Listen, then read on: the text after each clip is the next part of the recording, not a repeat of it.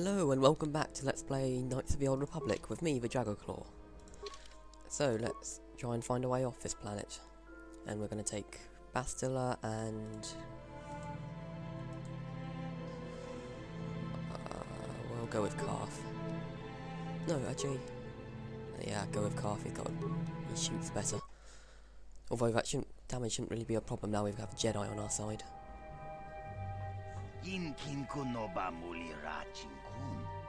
Yes, I am. Rundi Hadonga Kuhungabi. Wana Kunbes. Jink Palamul. Okay. Jagjikin Lord Chawata Uma? Kav. Okay, let's level up Bastila. She's gonna need more strength than that, or charisma. Fine, I'll go for a charisma bonus.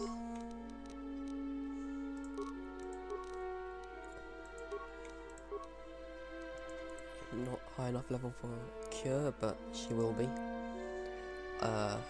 This is your first view of the power screen, I believe, so just talk you through a few of the powers. Cure is light side, it does what it says on the tin, cures you for a few points, about 15 specifically.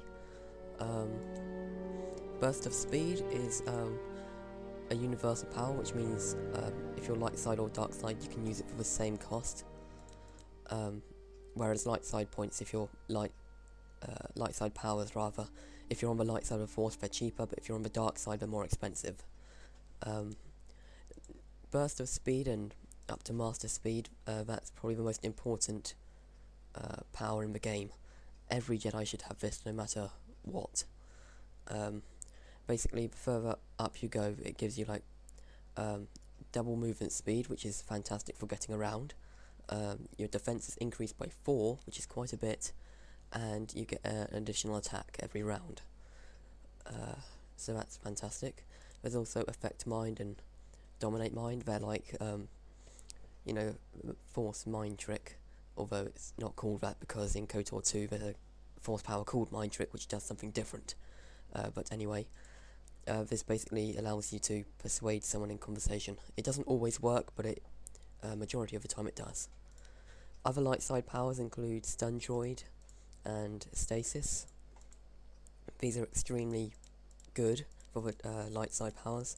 Overall you're best to go with like cure, master speed, stasis field and destroy droid if you're light side, but the real interesting powers are when you're dark side, and you have things like shock, which is force lightning, fear, which sort of disables enemies.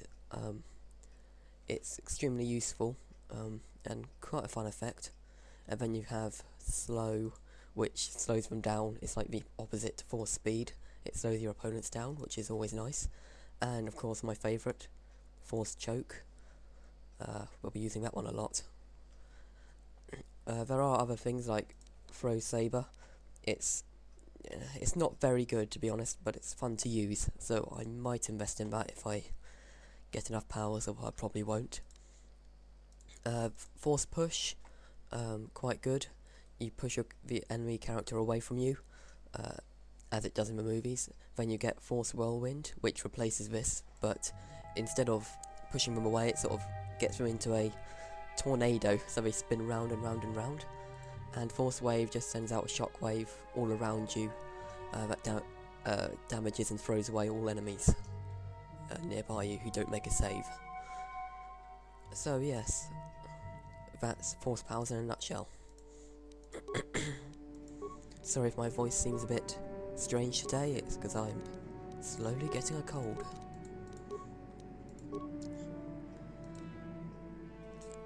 Okay, what power next? Stun droid.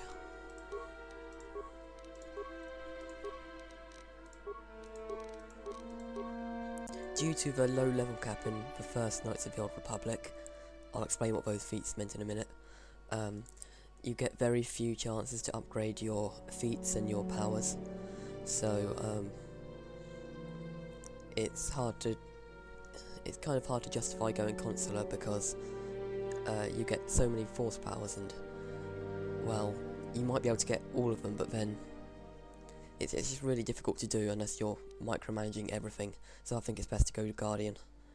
But you'll know what those choices mean later on when I get to Dantooine.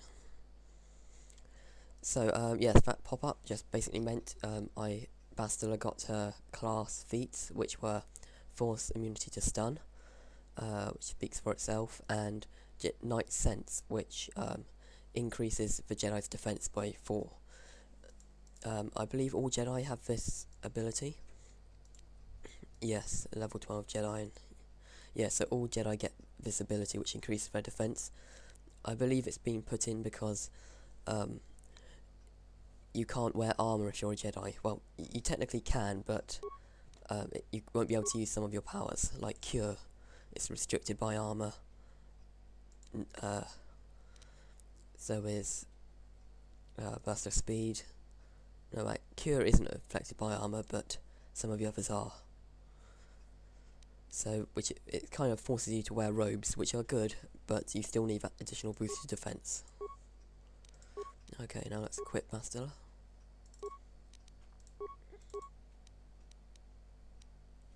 If you're wondering why I don't use headgear, it's because they look really weird. They look horrible. I'll show you, for example. Yeah, I really don't like that. Can I zoom in? Apparently not. I forget. What? What? Yes? Yes, okay, so if I switch to another character and turn round, I'm still Bastila. One What? moment. Yes? See, yeah, I don't like that. There are a few things that in the game that are hard to say no to in terms of headgear. Like headgear you get later on called, oh, I've forgotten its name, but it's for light side, so we won't be using it, but it gives you a bonus to your wisdom, +5 bonus to be precise, which is extremely tempting. And once again, I've forgotten my timer, so I have no idea how long it's been going on.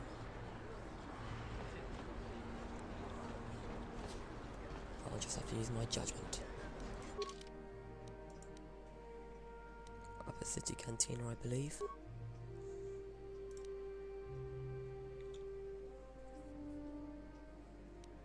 It just says Cantina, so I think it's the Upper City one, I can't remember.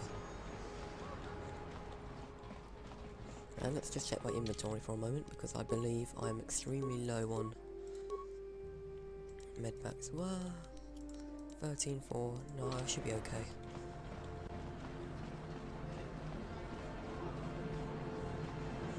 Because on Dantooine, the Cath Hounds, oh, they're brutal.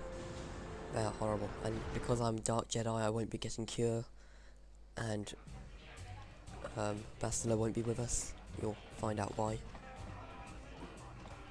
I saw you in the swoop race. Very impressive. You seem like you know how to get results. Oops, sorry, I didn't mean to click there, but oh well. My name's Canderous Ordo. I work for Davik Kang in the Exchange. The hours aren't great, but they promised me a fortune to work for them, and I have nothing better to do.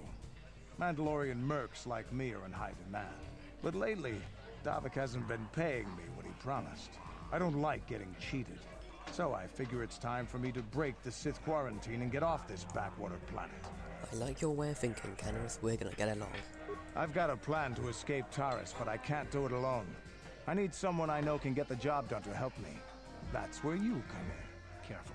Mercs like this haven't a lick of conscience. They'll betray you in a heartbeat. This could be a trap. You think I ain't everyone's gonna talking to betray you you. in a heartbeat? I'm talking to your friend, aren't I? I saw you win that swoop race and started thinking, anyone crazy enough to race like that is probably crazy enough to break into the Sith military base. I need someone to steal the Sith launch codes from the base. Without those codes, any ship leaving the atmosphere will be disintegrated by the Sith fleet's automated defense guns. Okay. Here's the deal. You bring me those launch codes, and I can provide the vehicle to get us off the planet. Davik's flagship, the Ebon Hawk. Sounds like a plan. Good luck.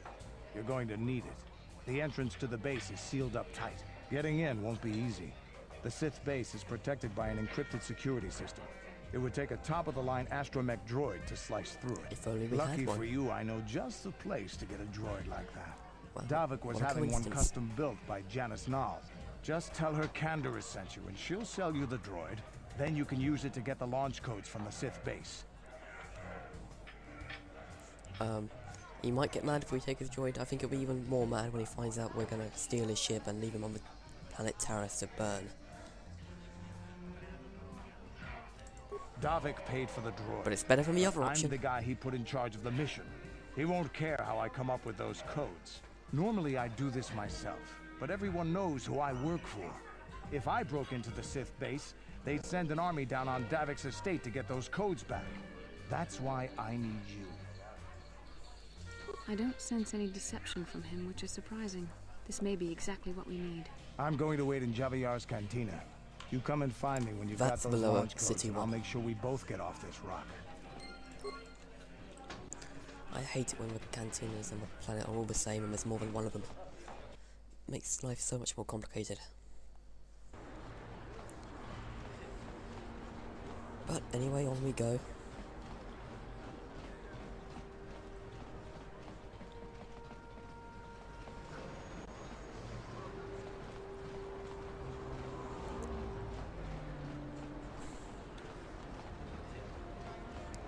I hope I know where I'm going.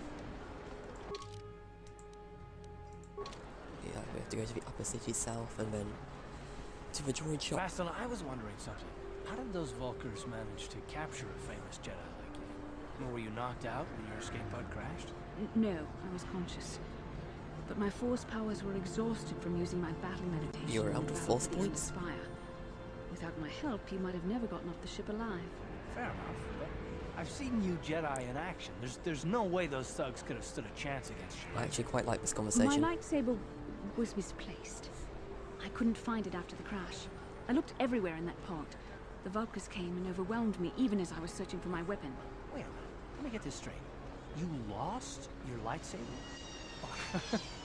I mean, isn't that a violation of some kind of Jedi code or something?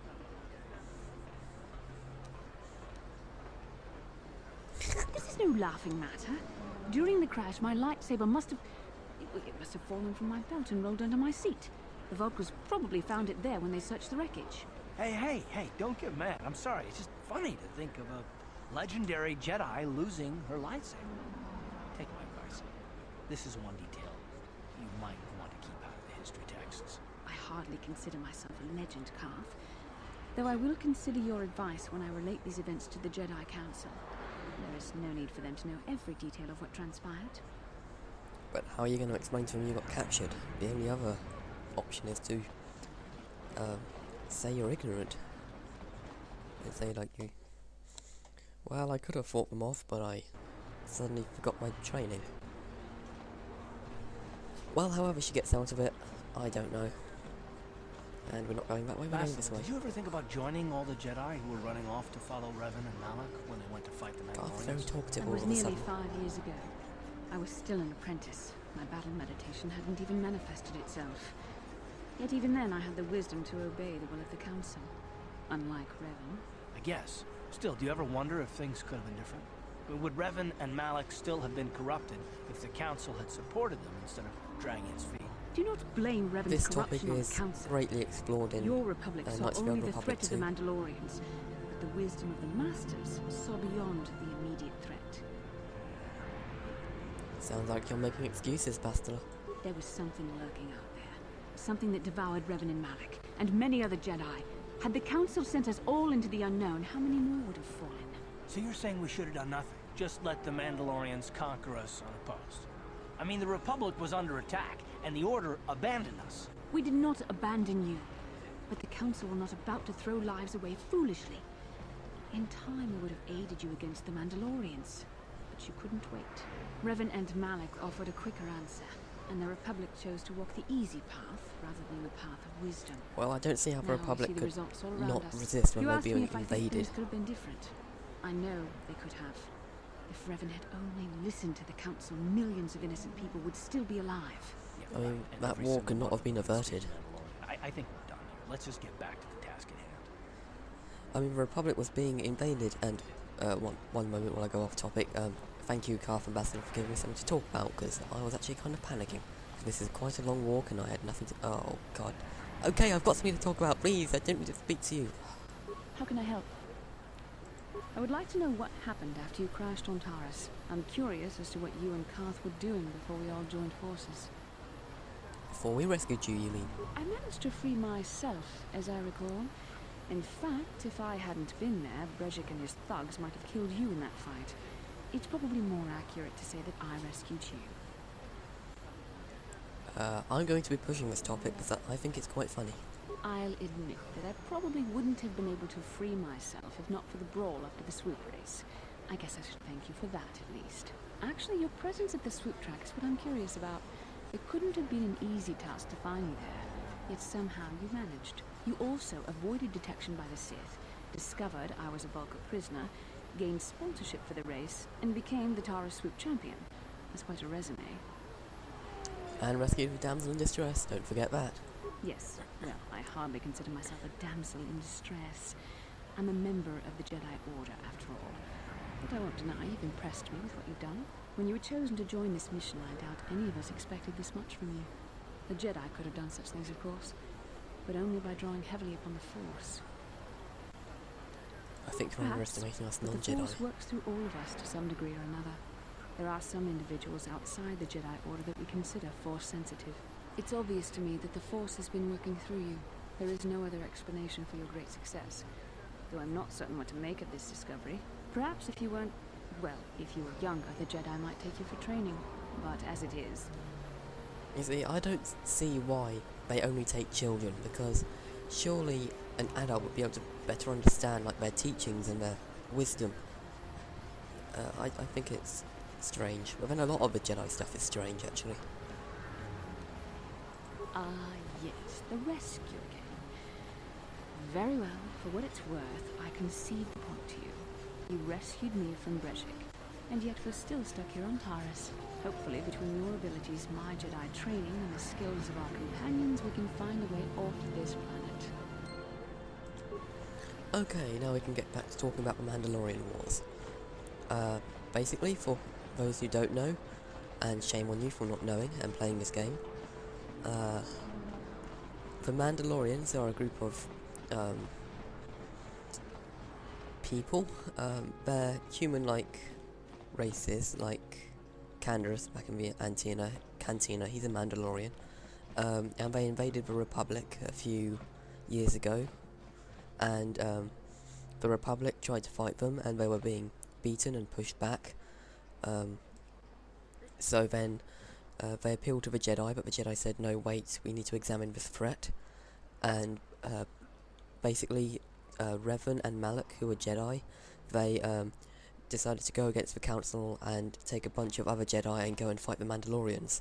Then after that, they went off into nowhere. No one quite knows what happened. Then they came back as Darth Revan and Darth Malak respectively, and had a huge fleet. And then they started to crush the Republic, and here we are now.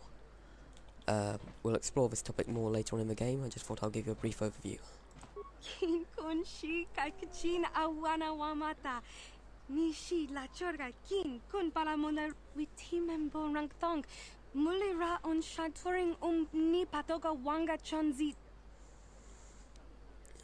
gonna skip over the racism.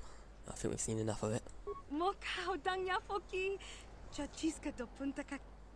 Now, 2,000 credits, I mean, I'm trying to save my money because there's an item I want on Dantooine and it costs a lot.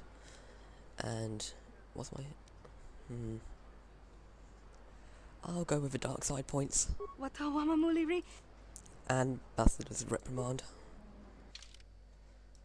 Goodbye, Carth. Hello, T3. Oh, my favourite droid of them all. Well, no, that's not quite true. Bastila, not going to reprimand me? Okay. I thought she was going to tell me off, or, you know, shouting at that person, getting the dark side points and whatever. But here's T3. He's a wondrous droid. He's the best droid there ever is. Better than R2. No, that's not quite true. But he's fantastic. I like this droid. In fact, I would even say I'd prefer to have him than Carth. Okay, let's give him a 2-weapon fighting so he can be good in combat, because he's going to be fighting. Because just like R2-D2, he can fight. So let's give him some upgrades. He comes with a standard blaster pistol. I prefer heavy blaster and disruptor. Ion blaster, I think, because we're going to be taking on some droids. Comes with a few things, like shield disruptor and stun ray. None of them are quite useful at the moment, but you can get flamethrowers and things like that. Again, in Knights of the Old Republic 2, there's a lot more items, like the droids come with a shock arm, which is basically a shock arm. It fires electricity out and it's unlimited, but it is kind of weak, but it's still a very good utility.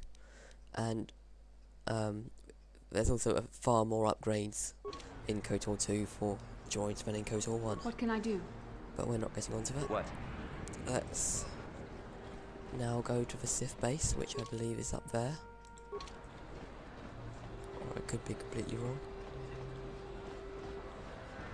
Because as everyone knows, I have a perfect sense of direction. The evil walks among us. The enemy is here. So, we're just gonna walk up to the Sith base with a droid, a Jedi carrying a lightsaber and a vibro sword in one hand. And they're not gonna do a thing about it. Okay. Now, I think I am going to end the episode here, because I have absolutely no idea how long it's been going on, and the Sith base is quite long. So, I'll see you next time and we'll go into the Sith base.